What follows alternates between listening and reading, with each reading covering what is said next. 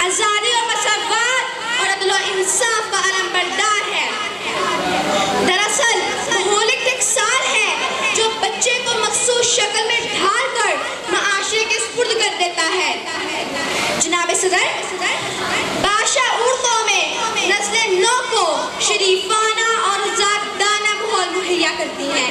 ایسے ماحول میں پرورش پانے والے بچے شرافت اور متانت کا پیکر ہوتے ہیں۔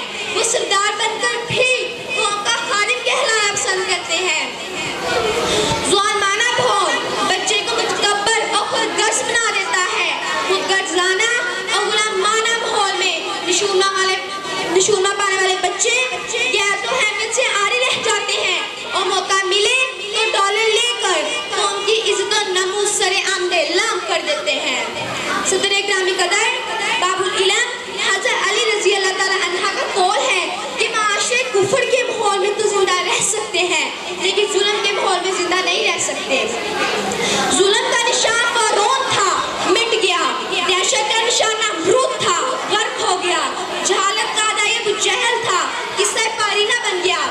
سامعین محترم، یہ حقیقت مسلمہ ہے کہ ظالمانہ ماحول بچے کے جوہر کو تباہ کر دیتا ہے، غیر متوازی ماحول مربیت کو ہوا دیتا ہے۔ جناب صدر، موجودہ ماحول میں پلنے والے پاکستانی بچے یہ پوچھنے کا حق رکھتے ہیں کہ نام نہاد روشن خیالی کے روپ میں مہنگائی کا فروغ کیوں مل رہا ہے، شہرائیں کوڑے سے لودہ کیوں ہیں اور گلیاں گرد و غبار سے بھری کیوں ہیں۔ میں مہین کو دعوت دیتا ہوں کہ وہ آئے ہمارے سامنے ملی نغمہ پیش کرے۔ مہین